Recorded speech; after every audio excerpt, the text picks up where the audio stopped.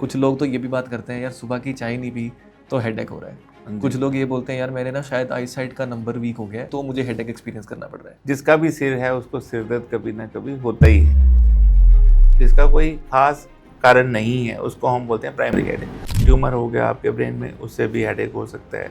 जैसे हमने अल्कोहल ज़्यादा मात्रा में ली तो सुबह हमारा हेडेक हो सकता है। सब में हेडेक हो जाता है तो वो they are called as secondary headache. तो वो सर जैसे कंज्यूम अल्कोहल ही है और फिर भी अगर हम एक टाइम ही ड्रिंक कर रहे हैं, देयर इज नो हैबिट कि कंटिन्यूस ड्रिंक की, एंड देन मॉर्निंग में उठ के हेडेक हो रहा है तो वो क्यों है?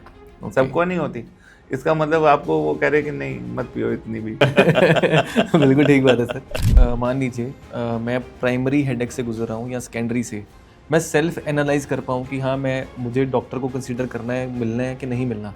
कुछ ऐसे फीचर्स हैं जो अगर हों तो you have to be careful, which we call it as danger signs of headache. Anxiety अपने आप में एक ह्यूमन एनालाइज कर सकता है कि मतलब मैं एनजाइटी में जा रहा हूँ या मैं स्ट्रेस में ज़्यादा आ गया हूँ इस वजह से हेडेक हो रहा है। एंग्जाइटी अननेसेसरी होना और बिना किसी कारण के होना और एक्सेस में होना, ये दोनों एबनॉर्मल है। How safe is taking medicine of headache in the morning और in the evening? If you start taking it daily then it is.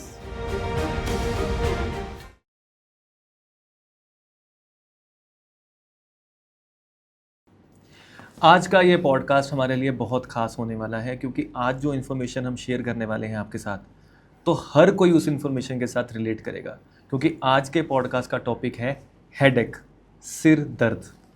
हर एक ह्यूमन बीइंग को, जो भी आज की डेट में चाहे प्रोफेशनल्स हैं, चाहे बिजनेस ओनर्स हैं, किसी भी फील्ड में देख लो, चाहे आज की डेट में स्टूडेंट्स ही उठा लीजिए, हर किसी को एक चीज़ एक्सपीरियंस करनी पड़ती है, वो है हेडेक।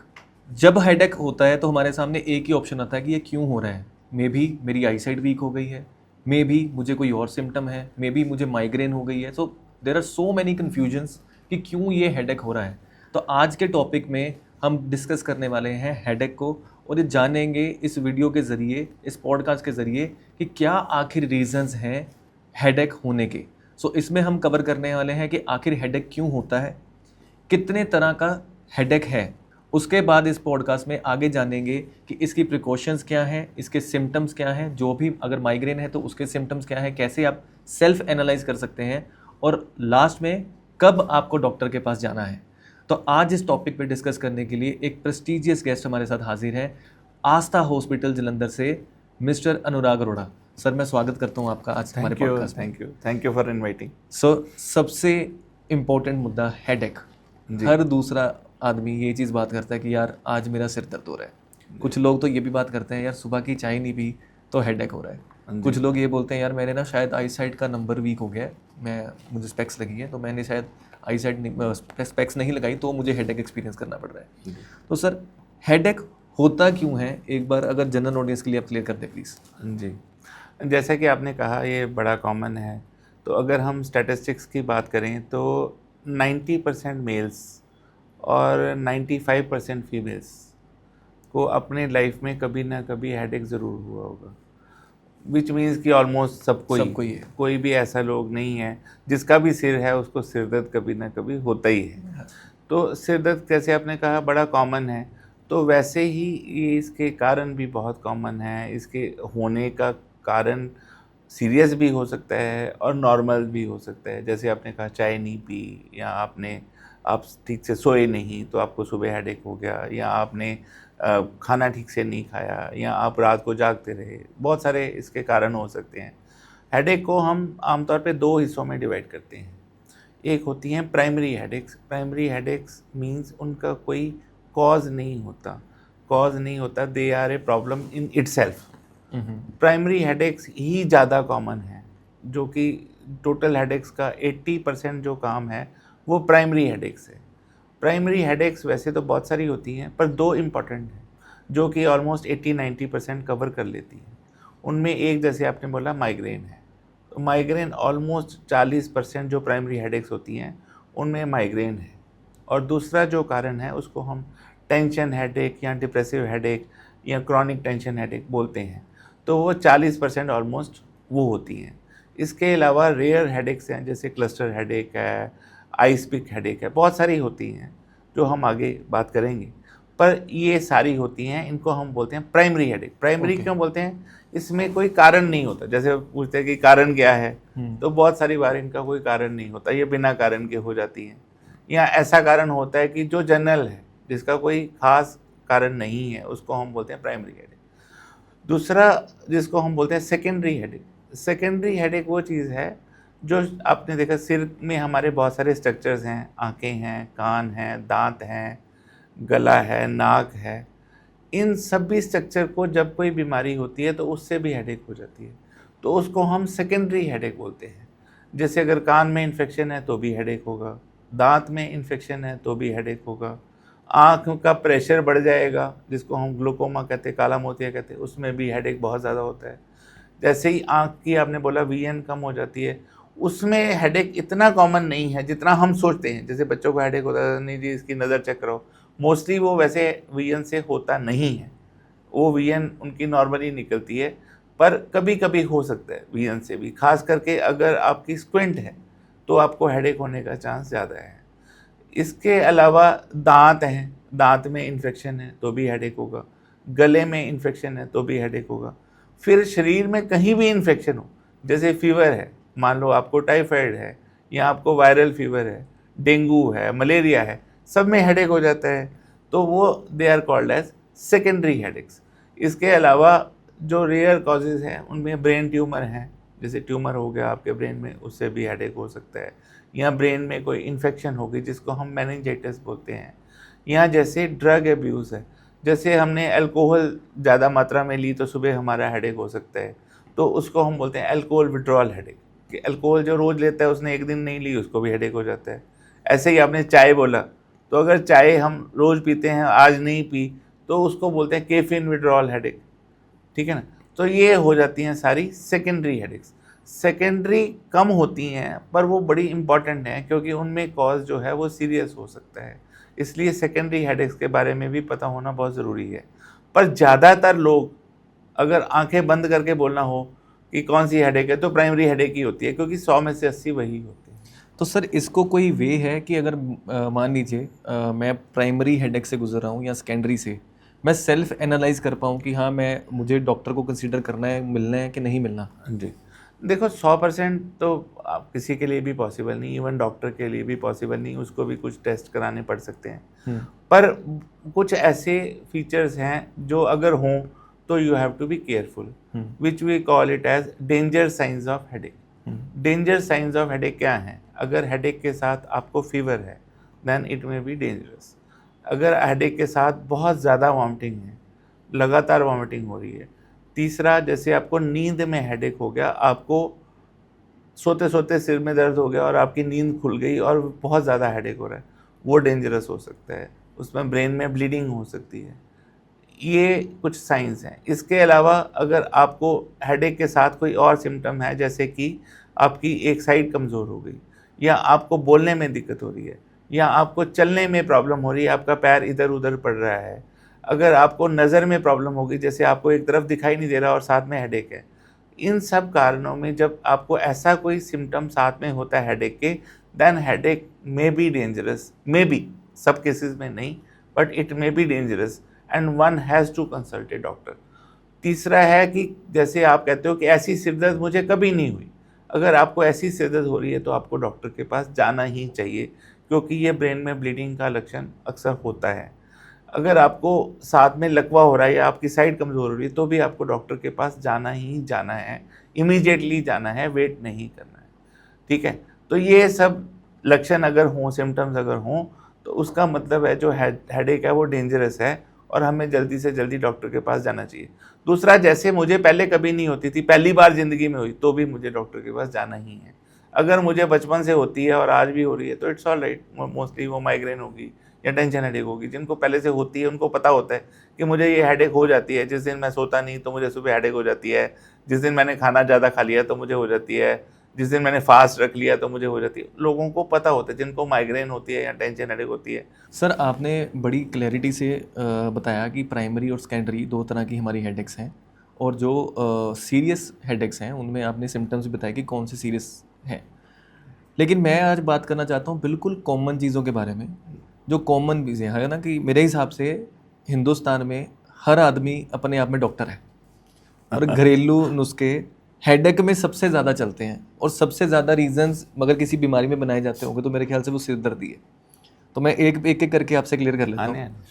सो पहला सिम्टम जो अक्सर डिस्कस होता है वो ये चीज़ कहा जाता है कि इसका ना शायद मेरा बीपी बढ़ गया है जी, इस वजह से मेरा हेडेक हो रहा है।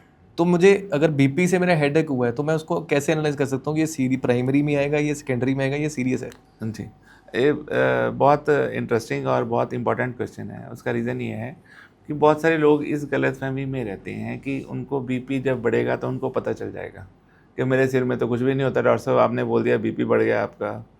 जो बीपी है, जिसको हम हाइपरटेंशन बोलते हैं अपनी लैंग्वेज में, बीपी लोग बोलते हैं, बीपी तो सबका ही होता है। हाइपरटेंशन मतलब वो नॉर्मल से ज़्यादा हो गया, ब्लड प्रेशर जो है वो नॉर्मल से ज़्यादा हो गया। नॉर्मल रेंज है हमारी यहाँ 130, 80, तो अगर वो ज़्यादा हो गया, 90 हो गया नीचे वाला, ऊपर वाला 140, 150 हो गया, तो वो हाइपरटेंशन हम उसको बोलते हैं।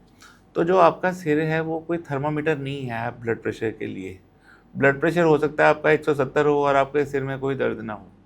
जो ब्लड प्रेशर की बीमारी है या हाइपरटेंशन की जो बीमारी है, it is called a silent killer. वो कुछ भी सिम्टम नहीं करती, हेडेक के साथ वो प्रेजेंट नहीं करती। हेडेक का और बीपी का आपस में कोई कोरिलेशन नहीं है। बीपी आपका हो सकता है 210 हो और आपको सिर में कोई प्रॉब्लम ही ना हो, और हेडेक आपका बीपी हो 120 और आपको सिर में दर्द हो रहा हो। सिर्फ एक कोरिलेशन है ब्लड प्रेशर का, वो है कि अगर आपको सीवियर माइग्रेन हो रही है तो आपका थोड़ा सा बीपी बढ़ जाता है, और कोई भी नहीं है। क्योंकि मेरे ख्याल से पेन हो रही है तो पेन अपने आप में वो itself में इंक्रीज कर देती है। तो आपको थोड़ा सा आपको ब्लड प्रेशर हल्का सा बढ़ जाता है। पर जो ब्लड प्रेशर की बीमारी है उसका सिरदर्द से कोई लिंक नहीं है, और उसको उससे मापने की कोशिश नहीं करनी चाहिए। बोले डॉक्टर साहब तुसी कहते बीपी बढ़ गया है, मेरा तो सिर च कोई प्रॉब्लम ही नहीं। तुसी कहें ब्लड प्रेशर एक ऐसी बीमारी है जिसके कोई सिम्टम नहीं होते और ये इंटरनल ऑर्गन्स को डैमेज कर सकता सर है। मेरे ख्याल से ना जितनी भी लेडीज़ हैं, तो मेरे ख्याल से जो ये आप देख रहे हैं जितनी भी वुमेन्स हैं, मैं रिक्वेस्ट करूंगा सर की बात थोड़ा गौर से सुनिए। मेरे ख्याल से मेरे घर में भी सर, हाँ, सबसे पहले अगर सिर दर्द होता है तो ये होता है कि बीपी की मशीन लेके आओ और बीपी चेक करो कि आपका बीपी इसका बढ़ गया। उल्टा भी है, एक इसका उल्टा भी है। उल्टा ये है कि बीपी कट गया तो ऐस करके सिर दर्द हो रही, जबकि वो मोस्टली माइग्रेन वगैरह होती है या टेंशन हेडेक ज़्यादा होती है। बीपी कट गया, बीपी कटन वर्गी कोई, अगर बीपी ज़्यादा कम हो जाए तो हॉस्पिटल में ही एडमिट होना पड़ेगा, उसका कोई सोल्यूशन नहीं होता। बीपी नॉर्मल होता है, किसी का 100 होता है, किसी का, that's why it's a range. जो बीपी है वो एक फिगर नहीं है कि 110 होना चाहिए, 120 होना चाहिए, ऐसे बोलते हैं हम कि जो नीचे वाला है वो 60 से लेके 90 तक होना चाहिए, ऊपर वाला 110 से 100 से लेके 140 होना चाहिए। तो वो रेंज है। तो किसी का अगर 100/60 रह रहा है या 90/60 रह रहा है तो हो सकता है उसका नॉर्मल ब्लड प्रेशर उतना हो, तो उसको ही देख के वो कहते हैं बीपी कट गया तेरा, ऐस करके तेन सिर दर्द हो रही, फिर वो दे इंजेक्ट समथिंग, ताकत का टीका लाता है, तेरी सिर दर्द ठीक हो जाती है। तो बिकॉज वो उसमें साइकोलॉजिकल इनपुट काफ़ी होता है कि उसको, मान लो लेडी को कोई टेंशन है या कोई परेशानी है, तो उसको इंजेक्शन लग के शी फील स्पेसिफाइड और उसका हेडेक ठीक हो जाता है, उसको लगता है हाँ मेरे लिए कुछ किया इन्होंने, तो they feel better. So blood pressure चाहे बढ़े चाहे कम हो, उसका सिरदर्द के साथ कोई भी रिलेशन नहीं है। आपका जो सिर है वो ब्लड प्रेशर मापने का कोई इंस्ट्रूमेंट नहीं है, उसको ऐसे इस्तेमाल ना करें। आपका बीपी ज़्यादा भी हो सकता है, आपको हो सकता है हेडेक कुछ भी ना हो रहा हो। सर दूसरा सिम्टम जो सबसे इम्पोर्टेंट है बीपी का, आपने बहुत क्लैरिटी से आंसर किया है, तो वो ये आ जाता है कि मुझे ना सर्वाइकल की पेन हो रही है, इस वजह से मेरा हेडेक होना शुरू हो गया है। ये मैं सारे उन प्रोफेशनल की तरफ से सर से क्वेश्चन कर रहा हूँ जो लैपटॉप पे काम करते हैं या मोबाइल पे काम करते हैं, तो सबसे कॉमन यही होता है यार मुझे ना लगता है, क्योंकि सेल्फ डॉक्टर है, मुझे लगता है कि मुझे ना सर्वाइकल हो गई है, इस वजह से मेरा सिर दुखता है। और इसके सिम्टम ये है कि मुझे कॉन्टीन्यूसली मेरा सिर दुख रहा है, हर दूसरे तीसरे दिन मुझे ये प्रॉब्लम हो रही है। तो उसमें ये कौन सा प्राइमरी है, सेकेंडरी है, सीरियस है, क्या इसका कोरिलेशन है कि नहीं है? जी, तो आप एक तो जो आप लोग जनता जो बोलती है कि सर्वाइकल है, तो देखो सर्वाइकल नॉर्मल चीज़, सर्वाइकल स्पाइन होती है हमारे, जो गर्दन है इसको हमारी भाषा में हम इसको बोलते हैं सर्वाइकल स्पाइन। सो सर्वाइकल स्पाइन सबके होती है, वो तो नॉर्मल है, तो सर्वाइकल हो गया। सर्वाइकल नाम की कोई बीमारी नहीं है। जो बीमारी होती है उसको बोलते हैं सर्वाइकल स्पॉन्डिलोसिस। सर्वाइकल स्पॉन्डिलोसिस किसको होती है? जो लोग ज़्यादा लिखते पढ़ते हैं या रेगुलर झुक के काम करते हैं, जिनका बैठने का काम है, उनको सर्वाइकल स्पॉन्डिलोसिस हो जाती है। सर्वाइकल स्पॉन्डिलोसिस आमतौर पे 40 साल के बाद ज़्यादा होती है, 40 साल से पहले कम होती है। उससे गर्दन में दर्द और बाजू को जो दर्द जाता है वो हो सकता है। सर्वाइकल स्पॉन्डिलोसिस काफ़ी कॉमन है, लेकिन जो भी गर्दन में दर्द हो रहा है वो सर्वाइकल स्पॉन्डिलोसिस की वजह से ऐसा नहीं है। बहुत सारे जैसे हम पोस्चरल पेन्स होती हैं, जैसे अगर हम गलत पोस्चर में बैठ रहे हैं, कंप्यूटर पे लैपटॉप पे काम करते हैं, बीच में रिलैक्स नहीं करते, तो हमारी गर्दन दर्द होनी शुरू हो जाती है, वो पोस्चरल होती है। It is called postural headache. Posture गलत है, गलत पोस्चर में बैठे हुए हैं तो मसल थक जाते हैं, उनको दर्द होती है। वैसे ही अगर हमें टेंशन हेडेक, जिसको हम बाद में डिस्कस करेंगे डिटेल में, अगर हमें कोई टेंशन है या हमारे मसल जो हैं वो टेंस हैं, उसको हम बोलते हैं टेंशन हेडेक। टेंशन हेडेक भी बहुत सारी बार गर्दन में ही होती है। तो गर्दन में दर्द हो गया इसका मतलब नहीं है, ये नहीं है कि ये सर्वाइकल है। बहुत बार जो गर्दन और सिर की दर्द एक साथ होती है और वो बहुत बार it is a tension headache, it is not cervical spondylosis. Cervical spondylosis के अपने फीचर्स हैं, उसके अपने सिम्टम्स हैं, पर जो भी गर्दन और सिर में दर्द हो रही है उसको ये कह देना कि ये सर्वाइकल है, it is not right sir, क्योंकि tension headache is much more common as compare to cervical spondylosis. Tension headache बहुत ज़्यादा कॉमन है, बहुत ही ज़्यादा कॉमन। सर इसके साथ साथ एक और बड़ा कॉमन आ जाता है कि मुझे ना एनजाइटी हो रही है, मैं स्ट्रेस में रहता हूँ, मुझे एनजाइटी हो रही है, मुझे लग रहा है, मुझे फील हो रहा है कि मैं एनजाइटी में जा रहा हूँ क्योंकि बहुत टेंशन है, काम की बहुत टेंशन है, चीज़ों की बहुत टेंशन है, तो इस वजह से मेरा हेडेक भी रह रहा है। तो क्या एनजाइटी अपने आप में एक ह्यूमन एनालाइज कर सकता है कि मतलब मैं एनजाइटी में जा रहा हूँ या मैं स्ट्रेस में ज़्यादा आ गया हूँ, इस वजह से हेडेक हो रहा है? जी, इसको किसके साथ रिलेट करेंगे? नहीं, एंग्जाइटी को हम एनालाइज कर सकते हैं। Anxiety is a very common thing, सबको होती है और बहुत बारी एंग्जाइटी इज़ नॉर्मल। जैसे हमने एग्ज़ाम देने जाना है तो हमें थोड़ी एंग्जाइटी है, हमें लगता है जल्दी करें, जल्दी से सारा काम करें, थोड़ी आपकी दिल की धड़कन तेज़ हो जाएगी, थोड़ी आपको लगेगा मैं जल्दी से करूं, आप थोड़ा नर्वस फील कर रहे हैं या आपको पसीना आ रहा है या आप, एंग्जाइटी होना इज़ नॉर्मल। ऐसा नहीं कि एंग्जाइटी नॉर्मली लोगों को नहीं होती, सबको ही होती है, ऐसा कोई लोग नहीं है जिनको एंग्जाइटी नहीं होती। एंग्जाइटी अननेसेसरी होना और बिना किसी कारण के होना और एक्सेस में होना, ये दोनों एबनॉर्मल हैं। जैसे कोई भी प्रॉब्लम नहीं है, आपको कुछ भी नहीं है और आपके दिल की धड़कन तेज हो गई, आप घबरा गए हो, आप बात नहीं कर पा रहे हो, दैट इज़ एबनॉर्मल एंग्जाइटी। जब एबनॉर्मल एंग्जाइटी हो जाती है तो उसको फिर ट्रीट करना पड़ता है। एंग्जाइटी से इतना कॉमन हेडेक नहीं होता, कॉमन होता है ज़्यादा डिप्रेशन से। जैसे आप उदास रहते हो, रात को सो नहीं पाते, एंग्शियस रहते हो, आपको कोई काम करने को मन नहीं करता, आप डिप्रेस फील करते हो, आपका दिल करता है मैं सारा दिन लेटा रहूं, किसी से बात ना करूं, कोई काम ना करूं, आपकी लो एनर्जी आपको फील होती है। तो डिप्रेशन में headache is very common, very very common. Sir अगला जो सिम्टम है ना वो मेरा फेवरेट है, क्योंकि अक्सर ये मुझे सुनने में मिलता है। आप ना और ये हेडेक स्पेशली संडे को होता है तो शायद आप समझ गए कि मैं किसकी बात कर रहा हूँ कि आप बस ज़्यादा सो लिए हो, इसलिए आप ना ज़्यादा सो रहे हो तो इसलिए हेडेक हो रहा है। तो ये सही है? ज़्यादा सोने से जो माइग्रेन हेडेक है ना, जिसको हमने अभी डिस्कस नहीं किया, जो माइग्रेन हेडेक है वो एक्सट्रीम्स का हेडेक है। जब भी हम कोई एक चीज़ एक्सट्रीम में करते हैं तो माइग्रेन हो जाता है। वो आपको चाहता है कि आप बिल्कुल स्ट्रेट लाइन में चलो, आप थोड़ा सा भी डेविएट करते हो तो हो जाता है। तो माइग्रेन के बारे में ये मशहूर है, कम सोने से, ज़्यादा सोने से, कम खाने से, ज़्यादा खाने से, ज़्यादा सर्दी से, ज़्यादा गर्मी से, ठीक है, ये सब चीज़ों से हो जाता है, हर चीज़ से ट्रिगर हो जाता है। तो जैसे आप कह रहे हैं ज़्यादा सोने से होता है, तो वो मोस्ट लाइकली माइग्रेन है। अगर हम ज़्यादा सोते हैं और ख़ास करके बहुत देर तक सोते रहते हैं, दिन में सोते रहते हैं 12-1-2 बजे तक, तो नॉर्मली हमें माइग्रेन ट्रिगर हो जाता है। सर बार बार ना सारे हेडेक्स में एक चीज़ बहुत कॉमन आ जाती है, वो है माइग्रेन।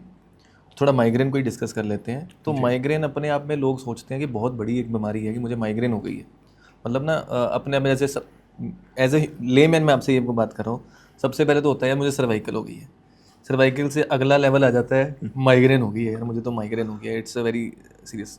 तो माइग्रेन एक बहुत बड़ी प्रॉब्लम है कि it is a curable thing and इसको आराम से खुद अच्छी हैबिट्स के साथ क्योर किया जा सकता है कि ये मेडिसिन डिपेंडेंट ही है कि इस मेडिसिन अब खानी ही पड़ेगी इसकी क्योर करने के लिए। माइग्रेन को थोड़ा एक्सप्लेन कर दीजिए। हाँ जी, जो माइग्रेन है वो एक हेडेक है, बहुत सीरियस वाली नहीं कह सकते, हालांकि ये आपको इनकैपेसिटेट कर देती है, जो आप काम नहीं कर सकते। इतनी ज़्यादा शिद्दत होती है कि आप काम नहीं कर सकते, आपको लेटना पड़ता है, आपको अंधेरे में बैठना पड़ता है, आपको लाइट से प्रॉब्लम होती है, आपको आवाज़ से प्रॉब्लम होती है, जैसे शोर हो रहा हो कि बढ़ जाएगी, एक्सरसाइज करोगे बढ़ जाएगी। सो माइग्रेन बेसिकली ट्रीट क्यों नहीं हो सकती, क्योर क्यों नहीं होती? Because it is just a tendency, और ये जेनेटिकली होती है, जो हमें अपने मदर फादर से मिलती है। टेंडेंसी क्या है कि अगर जब भी हम कुछ गड़बड़ करते हैं ये हो जाती है। जैसे मैंने आपको पहले बोला, ज़्यादा सोने से, कम खाने से, फास्ट रखने से, ज़्यादा खाने से, रात को लेट खाने से माइग्रेन ट्रिगर हो जाती है। और हर आदमी के अलग अलग ट्रिगर्स हैं, उसको पता होता है कि मैं ये करूँगा तो मुझे ये हो जाएगी। तो माइग्रेन इस तरह से सीरियस नहीं कि ये कुछ करेगी नहीं, ये कोई आपके इंटरनल ऑर्गन्स को या आपको डैमेज नहीं करती है। प्रॉब्लम ये है कि आपको काम नहीं करने देगी, या आपको इनकैपेसिटेट कर देगी, आप काम नहीं कर पाओगे, आपको लेटना पड़ेगा या आपको दवाई लेना पड़ेगा। अब आपने पूछा इसको कंट्रोल कैसे करें, तो कंट्रोल इसको, जैसे आपने बोला, सही हैबिट्स रखेंगे तो माइग्रेन को हम 80-90% कंट्रोल कर सकते हैं। 80-90% मैं 3 चीज़ें बोलता हूँ हर पेशेंट को जो मेरे पास आता है माइग्रेन का। सही टाइम पे खाना खाना है, सही टाइम पे सोना है, और अगर आप मॉर्निंग वॉक के लिए चले जाओ तो बेस्ट। ये 3 काम आप कर लो तो आपको माइग्रेन तंग नहीं करेगी। सर इस सिम्टम्स की लिस्ट में ना एक लास्ट पंजाबियों का फेवरेट क्वेश्चन, आफ्टर ड्रिंक हाँ कि एक पैग लगाया है हाँ। और एक ड्रिंक लेने के बाद जब मॉर्निंग में उठे तो सिवियर हेडेक हो रहा है। वो पर्सन चाहता है कि मैं दूसरा ड्रिंक लूँ, लेकिन वो रात को इसीलिए नहीं सेकंड ड्रिंक लेता क्योंकि उसको पता है कि मैं एक ड्रिंक के बाद ही मेरा सुबह हेडेक हो जाता है। तो ये किस चीज़ को लीड करता है? और वो जो पर्सन मैं दूसरे की बात कर रहा हूँ वो मैं ही हूँ। अल्कोहल से ना बहुत तरह की हेडेक होती है। अल्कोहल कईयों को लेने से होती है, कईयों को विड्रॉल से होती है। जैसे अगर जिसने ली है, जब उसका इफेक्ट खत्म होगा ना तो उनको बहुत सीवियर हेडेक होती है, वॉमिटिंग वगैरह सुबह होती है। जिनको रात को ली, सुबह वॉमिटिंग हेडेक हो रही है, वो विड्रॉल हेडेक है। वो रात अगर आप एक पैक ले लोगे तो शायद ठीक ही हो जाए शायद आपकी प्रॉब्लम उससे ही सॉल्व हो जाए। या कुछ लोग उससे नींबू पानी, सोडा, कई कुछ पीते हैं, पर वो अल्कोहल विड्रॉल हेडेक है। वो सुबह जैसे कोई भी चीज़ हम रोज़, जैसे चाय है, कॉफ़ी है, अगर हम रोज़ पीते हैं तो हमारी बॉडी यूज टू है, तो जिस दिन हम नहीं पीते उस दिन हमें हेडेक हो जाती है। That's basically withdrawal headache. इसी तरह ओपियम विड्रॉल हेडेक होती है, जो लोग ओपियम खाते हैं रोज़, जिस दिन नहीं खाएंगे उनको हेडेक हो जाता है। So withdrawal headaches are very well known. जो भी ड्रग्स हम यूज़ करते हैं विड्रॉल हेडेक हो जाती है। इसी तरह अगर आप मेडिकल ट्रीटमेंट पे भी हैं, जैसे माइग्रेन के मेडिकल ट्रीटमेंट पे हैं या डिप्रेशन के मेडिकल ट्रीटमेंट पे हैं, आप एकदम से दवाई बंद कर दोगे तो आपको हेडेक, वॉमिटिंग सब कुछ स्टार्ट हो जाएगा। So that is basically we call it as a withdrawal headache, कि दवाई विड्रॉ करने से और दवाई देने से ही ठीक हो जाती है। जैसे ही आप वो चीज़ ले लोगे, मान लो अल्कोहल विड्रॉल हेडेक है तो आपने एक पैक और लगाया तो वो सर ठीक। जैसे कंज्यूम अल्कोहल ही है, सो मैं एग्जांपल दूं कि एक महीने में एक टाइम ही हम ड्रिंक कर रहे हैं, और फिर भी अगर हम एक टाइम ही ड्रिंक कर रहे हैं, देयर इज़ नो हैबिट कि कॉन्टिन्यूस ड्रिंक की, एंड देन मॉर्निंग में उठ के हेडेक हो रहा है, तो वो क्यों है? वो वही विड्रॉल हेडेक ही हाँ, बोलेंगे। विड्रॉल हेडेक है। जब उसका लेवल पहले बढ़ता है, जब उसका लेवल ब्लड में कम होना शुरू होता है तो हेडेक हो जाती है। सबको नहीं होती। इसका मतलब आपको वो कह रहे कि नहीं मत पियो इतनी भी बिल्कुल ठीक बात है sir. Most of the time we ignore this कि ठीक है सुबह सिर दर्द होना है तो क्यों ही इसको कंज्यूम करना है। हाँ, कि वो सुबह migraine can be triggered with many things. बहुत सारे फूड से हो जाती है, स्ट्रॉन्ग स्मेल से हो जाती है, परफ्यूम से, कई लोगों को अल्कोहल से भी हो जाती है ऐसे ही। तो अगर आपको माइग्रेन है और अल्कोहल लेते हो, आपको हेडेक हो जाती है, तो आपको नहीं लेनी चाहिए फिर, क्योंकि आपको उससे हेडेक हो रही हेड हो है। ही या फिर हो रही है तो साथ में एक पेन किलर रखना चाहिए, फिर वो जब होगी तब पेन किलर खाना पड़ेगा। सर पेन किलर से ये एक क्वेश्चन है कि सैराडोन बहुत पॉपुलर मेडिसिन है अब तो आती नहीं शायद, मेरे ख्याल बंद हो गई। सो हमने ना बुजुर्गों को ये चीज़ देखी है करते हुए कि सुबह उठते सबसे पहले सिर दर्द हो रहा है तो माइग्रेन की सैराडोन गोली खाए, खाई, हाँ। सैराडोन खाई, चाय ऊपर से चाय के साथ ही खा ली, कोई बात नहीं कि सैराडोन चल रही है, अब पूरा दिन सही निकलेगा। तो how safe is taking medicine of headache in the morning और इन द इवनिंग? जो पेन किलर है हेडेक के लिए लेना, वो it is not dangerous unless you are taking it daily. If you start taking it daily then it is dangerous. What about weekly sir? Once in a week it's all right. Once in a week or twice in a week is even all right. If you are having it twice a week, then you go to doctor, take treatment so that you don't have to take it very regularly. अगर आपको daily if you are taking it, that it leads to more complications in the sense वो खुद ही headache करना शुरू कर देते हैं। उसको हम बोलते हैं analgesic over use headache. Analgesic over use headache में उन लोगों को होती है जो बहुत ज़्यादा एनाल्जेसिक यूज़ करते हैं। उनको क्या होता है कि दवाई का असर रहता है 6 घंटे, 6 घंटे बाद उनको फिर लेनी पड़ती है, फिर उनके 6 घंटे बाद फिर लेनी पड़ती है। धीरे धीरे वो दिन में 2-2, 3-3 गोलियाँ, 4-4 गोलियाँ लेनी शुरू हो जाते हैं और उनकी हेडेक फिर भी ठीक नहीं होती, कभी भी ठीक नहीं होती। और उनकी हेडेक तभी ठीक होती है जब उनकी गोलियां हम छुड़वा के उसकी जगह दूसरी दवाई देते हैं, उनको डिटॉक्स करते हैं बेसिकली उस एनाल्जेसिक से, तब जाके उनकी हेडेक ठीक होती है। ऐसे ही एक बड़ी कॉमन दवाई इसके लिए माइग्रेन के लिए यूज़ होती थी, आजकल थोड़ा कम होती है, उसको बोलते हैं हम एरगट। जैसे कि विजोग्रेन आती है, विजोग्रेन, या आपकी और भी इसी नाम की और बहुत सारी कैफरगॉट आती थी। तो ये जो दवाइयाँ हैं, एरगट है, जब आप एरगट लेना शुरू करोगे रेगुलरली तो इसकी, क्योंकि विड्रॉल हेडेक होती है, लोग ज़्यादा लेना शुरू करते हैं। आपने सुबह ली, दोपहर को उसकी विड्रॉल हुई, आपने एक और खा ली, फिर आपको विड्रॉल हुई, फिर एक खा ली। धीरे धीरे मैंने ऐसे पेशेंट भी देखे हैं जो 15-15 साल से दिन की 2-2, 3-3 वेजोग्रेन या माइग्रेनिल खा रहे हैं और उनकी हेडेक फिर भी ठीक नहीं हो रही। और उनकी हेडेक कब ठीक होती है? जब उनको हम इस दवाई से छुड़वा देते हैं और दूसरा ट्रीटमेंट देते हैं। तो वो जो दवाई है वो खुद ही it becomes a cause of headache, which we call it as analgesic overuse headache. Sir इसी मेडिसिन से आया कि डॉक्टर्स कई बार ना ये भी रिकमेंड करते हैं कि आप ना डिस्प्रिन खा लो, 2 डिस्प्रिन पानी में घोल के हफ्ते में खा लो, और आपने खानी है, आपका खून गाढ़ा है, खून पतला करने के लिए। इसको भी थोड़ा एक्सप्लेन करेंगे? मैं शायद सारे सीक्रेट्स रिवील करवा रहा हूँ। जी, वैसे देखो मैं आपको एक बात बताऊं, जो ये खून गाढ़े वाली थ्योरी है ना, वैसे तो टोटली गलत है। अच्छा। कोई खून गाढ़ा नहीं होता। ये लोगों को समझाने के लिए बहुत सारे डॉक्टर ऐसी टर्म्स यूज़ करते हैं, जैसे आपका कोलेस्ट्रॉल बढ़ा हुआ है या आपका वही LDL बढ़ा हुआ है तो कहते हैं आपका खून गाढ़ा हो गया। तो ऐसा नहीं है। जो एस्प्रिन है उसका यूज़ होता है उन लोगों के लिए जिनको कोई वास्कुलर इवेंट हम किसको बोलते हैं? जैसे हार्ट अटैक, स्ट्रोक मतलब ब्रेन का अटैक, हार्ट अटैक मतलब हार्ट का अटैक। जिनको ऐसा होने का चांस है, जिनको शुगर है, ब्लड प्रेशर है, या जिनको हो चुका है ऑलरेडी, उनको आगे ना हो, उनको हम खून पतला करने के लिए दवाई देते हैं, उसको हम एस्प्रिन कहते हैं। रूटीन 2 एस्प्रिन हफ्ते में खाने का कोई फ़ायदा नहीं, ना खाना चाहिए, क्योंकि aspirin is a dangerous drug in the sense it can cause bleeding from the stomach और फ्रॉम द कोलन। लैट्रिन में और आपके पेट में ब्लीडिंग हो सकती है, जो आपको उल्टी आती है खून की, जो कि 100 में से 2 या 3 लोगों को होती है, पर sometimes it can be dangerous. So aspirin doctor की एडवाइस के बिना नहीं खाना चाहिए, तभी खाना चाहिए जब उसकी ज़रूरत है।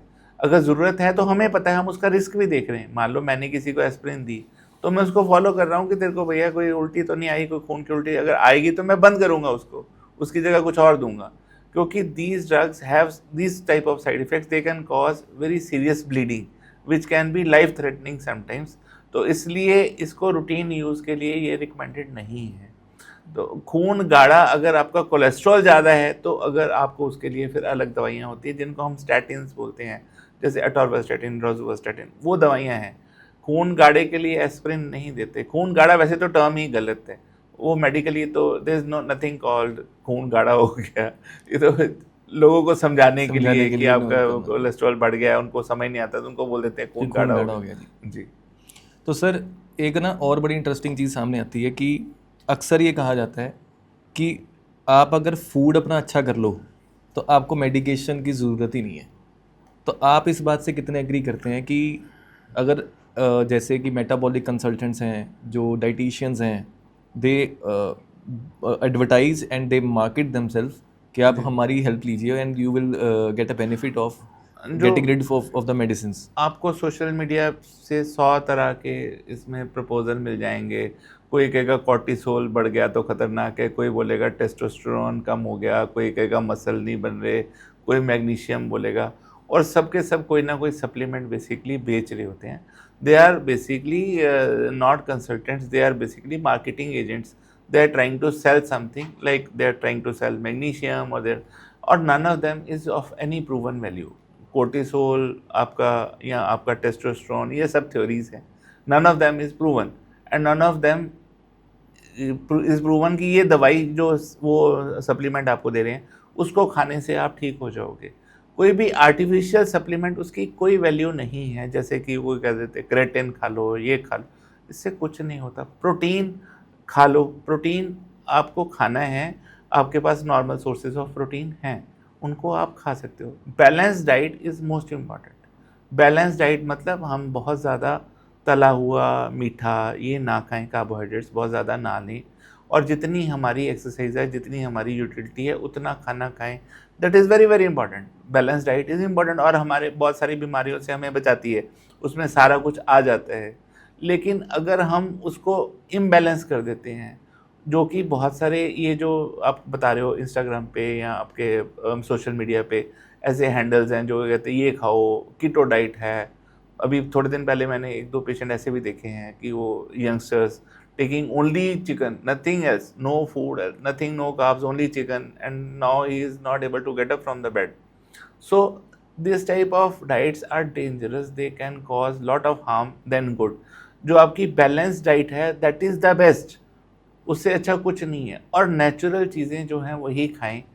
Don't take supplements and unnatural things. They are more harmful unless advised by the doctor. If the doctor advises take this supplement, then take it. Don't take it to yourself. बिल्कुल ठीक है। अगर आप चाहते हो कि शॉर्टकट गोली मिल जाए और इससे मैं सारा कुछ ठीक हो जाए, ऐसा होगा नहीं। ऐसी कोई अभी तक चीज़ बनी नहीं जिसको शॉर्ट लेने से सारी बीमारियां ठीक हो जाएं, सब कुछ ठीक हो जाए, ऐसा कुछ है नहीं।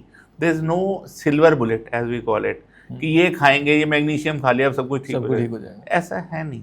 ये सब जो आपको दिखा रहे हैं सोशल मीडिया पे, बहुत सारी अनवेरीफाइड इन्फॉर्मेशन है, बहुत सारी रॉन्ग इन्फॉर्मेशन, बहुत सारी रॉन्ग इन्फॉर्मेशन है और लोगों को मिसगाइड कर रही है। इसलिए कोई भी चीज़ लेने से पहले consult your doctor. At least he knows कि आप क्या लेने वाले हो और उसके क्या साइड इफ़ेक्ट होंगे। जो भी हम दवाई देते हैं तो बहुत सारे पूछते हैं क्या इनके साइड इफ़ेक्ट क्या है, साइड इफ़ेक्ट होते हैं कि नहीं।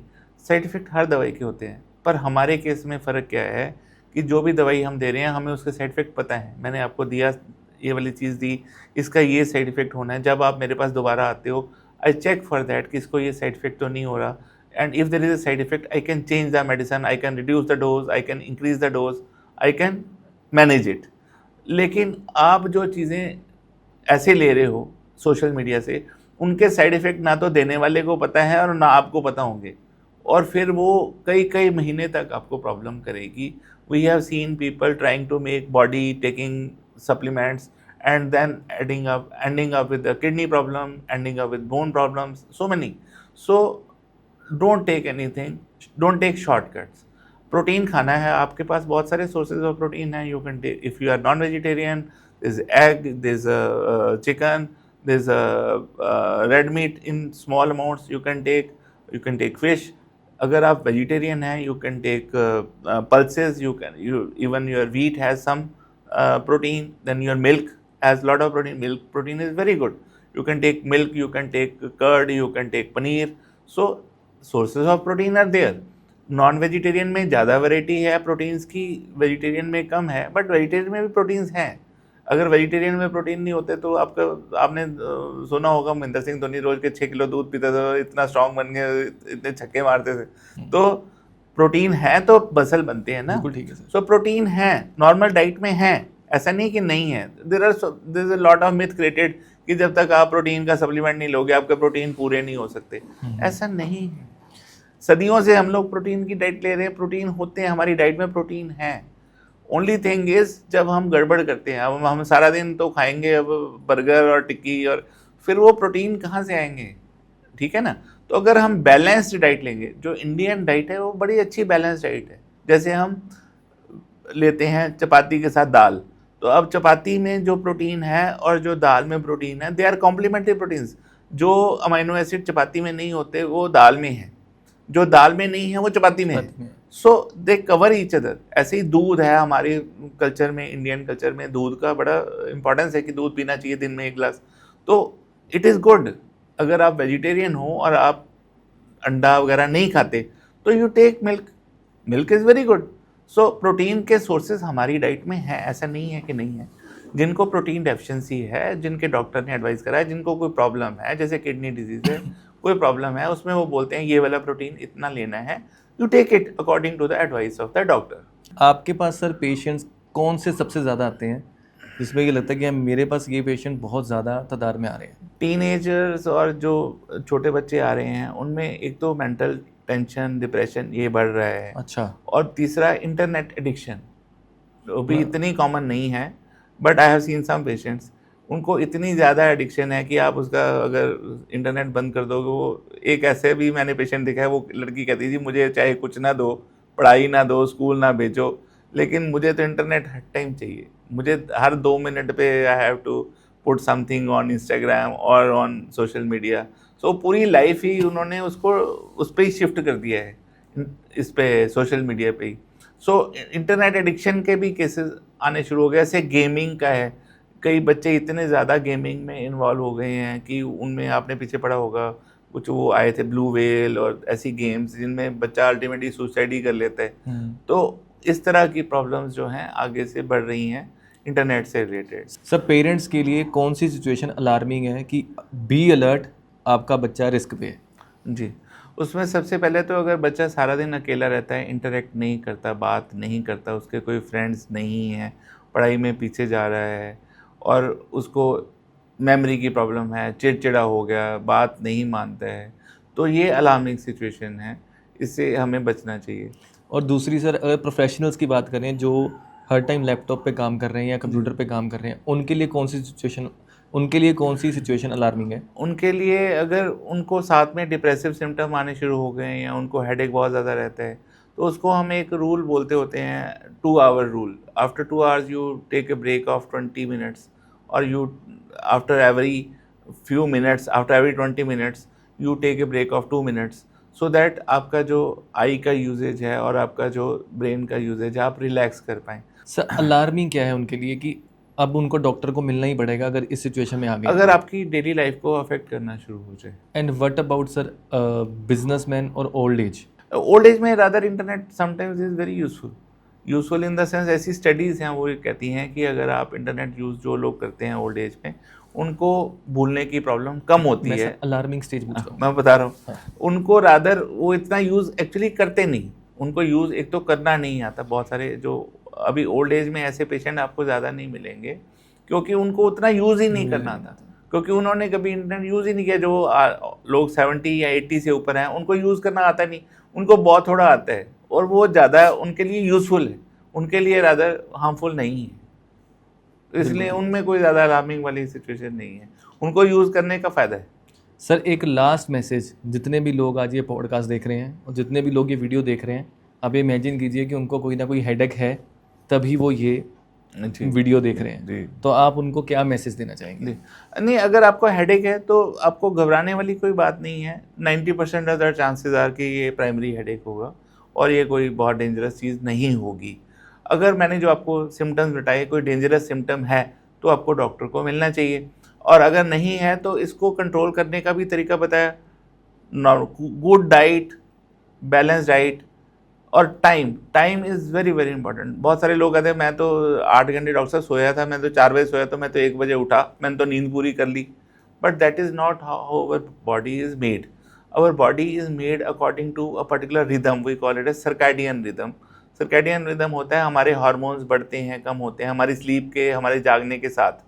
तो वो भगवान ने ऐसा बनाया है कि आप रात को कम होते हैं और सुबह 7 बजे 8 बजे बढ़ते हैं। तो अगर हम अपना सिस्टम उल्टा कर देंगे, ऐसी बहुत सारी स्टडीज़ भी अवेलेबल हैं, जो शिफ्ट वर्कर्स हैं, जो रात को जागते हैं और दिन में सोते हैं, उनको बहुत सारी प्रॉब्लम्स हो जाती हैं। सो अगर हम सिस्टम अपना ठीक रखेंगे, सोने का और खाने का, और बिहेवियर अपना अच्छा रखेंगे, तो हेडेक हमें तंग नहीं करेगा। हेडेक ऐसे ही ठीक हो जाएगा अगर आप ठीक टाइम पे खाना खाओ और ठीक टाइम पे सो। ये 2 काम अगर कर लें, रेगुलर कर लें। और माइग्रेन जो है ये रेगुलरिटी मांगता है कि रोज़ 11 बजे सोना है तो रोज़ 11 बजे सोना है। ऐसा नहीं कि एक दिन 2 बजे सो रहे, एक दिन 10 बजे सो रहे, ऐसे नहीं है। तो regularity in your routine is very good, it is very good for your health. So मतलब सर मैं इन शॉर्ट ये समझाऊं कि अगर मैं अपनी हैबिट्स से आउट जाके, जो मेरी रेगुलर हैबिट्स हैं, चीज़ें करनी शुरू कर दूंगा जी, that will trigger to Yes. Headache. Yes, यही शॉर्ट में हम कह सकते हाँ हैं। जी, हाँ जी, बिल्कुल। Thank you so much sir. Thank you, it was very entertaining. Thank you so much sir, Thank you, thank you so much. आपने अपना इतना कीमती समय निकाला, हमें बताया आपका हर एक मिनट बहुत इंपॉर्टेंट है Thank you और so much. You are in a noble cause. तो आप हर किसी की हेल्प ही कर रहे हैं। जी। सो मैं जानता हूँ कि इस पॉडकास्ट के बाद बहुत लोगों का सरदर्द कम होने वाला है क्योंकि वो यही सोच के सिरदर्द में है कि पता नहीं मुझे क्या ही प्रॉब्लम क्या होगी हो है जी, कि डर जिस है, वजह से मेरा मन में डर है, ट्यूमर सिर का दर्द हो रहा डर, है। इसका डर। हाँ। Tumour is not very common, it's हाँ। Very very uncommon, so don't get scared. हाँ। सो इसीलिए इस पॉडकास्ट का मीनिंग था कि अगर हम हेडेक को एक्सप्लेन कर पाएँ तो इसको हम एक डेफिनेशन अगर देंगे कि अगर आपका कभी भी हेडेक हुआ है या हो रहा है, अगर आप वरी में हैं, इस फेयर में हैं कि पता नहीं क्या ही मेरे साथ हो रहा है, तो आप ये पॉडकास्ट देख लीजिए। आपको पूरा का पूरा पॉडकास्ट आप देखोगे तो आपको क्लैरिटी मिल जाएगी कि आप किस सिचुएशन में हैं, प्राइमरी हेडेक में है, सेकेंडरी हेडेक में है, माइग्रेन आपको हो रही है या आपको टेंशन हेडेक है। सारी चीज़ें डॉक्टर अनुराग अरोड़ा जी ने क्लियर की है, जो न्यूरोलॉजिस्ट हैं आस्था हॉस्पिटल जलंधर में। सो अगले पॉडकास्ट में फिर मिलेंगे किसी नए गेस्ट के साथ, नए डॉक्टर के साथ। तब तक के लिए दीजिए आज्ञा। Thank you so much.